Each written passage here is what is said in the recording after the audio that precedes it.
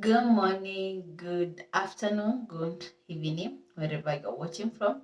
This is Jacqueline Kinoti, your transformational life coach. In the previous video, I talked about what is codependency. And so today we are going to talk about signs that you can know maybe you are codependent or signs of codependency. And one sign is you get a sense of worth from saving others, that this person that feels that they need to be there for others. They feel appreciated or they feel important when they are trying to save others. Those kind of people are there for other people and they forget they need them themselves. Another thing is you need other people's validation to feel okay.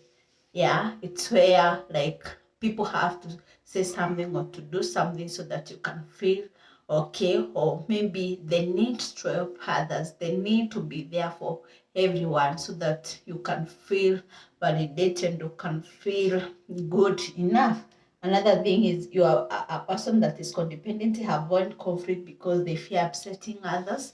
If you're the person that if even people are going to treat you in whatever manner they are going to treat you, just avoid conflict, you avoid to be set. You don't show up for yourself. That means then you have to suppress your need, you have to suppress your emotions so that maybe for the sake of others, your main goal as a person who is codependent is to make others feel happy, forgetting you need to make yourself happy too.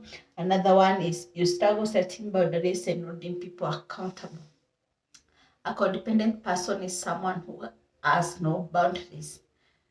People will do whatever they want to you. And no matter how it is painful to you, you're never going to talk. You just allow it. And when you talk about boundaries is when you set a limit to what you can allow or to what boundary, to what extent you can allow something. So a person who is codependent most of the time, they lack boundaries, or even those people, even if people have used them or do whatever they do to them, they're not going to talk about, or maybe they're not going to hold them accountable. Another one is to find easier to take care of others than yourself. You know, I talked previously about codependency stemming from childhood. It is when maybe her child has become a parent at a younger age, or you are there, the parent is so controlling and they want you to do whatever they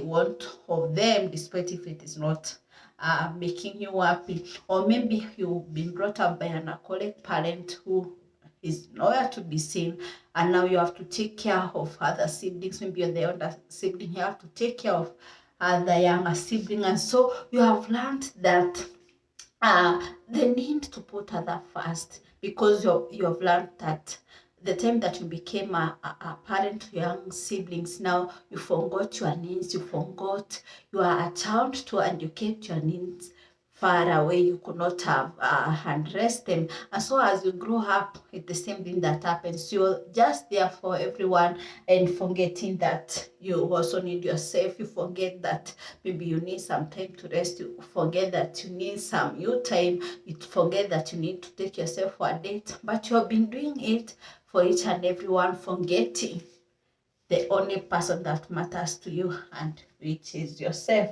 Another one, you prioritize other people's needs than your own. Even maybe if you're a parent, or maybe if you have a partner, you're always there, maybe buying them presents, doing each and everything for them, and forgetting that you need to treat yourself the way you treat others has to begin, has to be done to you. If you've been treating others in a kind manner and you treat yourself in a kind manner, then you need to address and solve issues that makes you a codependent person. Another thing is controlling behaviors. You know, that this need of wanting to feel needed, and maybe you have seen it in most of the families, that those siblings that they are always like they want to take care of everyone, but it goes to an extent that they now start controlling. Yes, they want you to do whatever you want, they want of you, and so they will start like now controlling other people, which is not the right way to do things. So when someone is codependent, they reach at an extent that they start now having controlling behaviors. Another one is fear of rejection. When someone is codependent, they survive or they feel worthy when they are needed. Now, if maybe you're in marriage and maybe someone is not maybe allowing you to exercise that the neediness, then sometimes you feel or you fear being rejected because you being needed is what makes you important. And so if someone is ignoring you or someone doesn't want you to need them, then you start having that fear of rejection.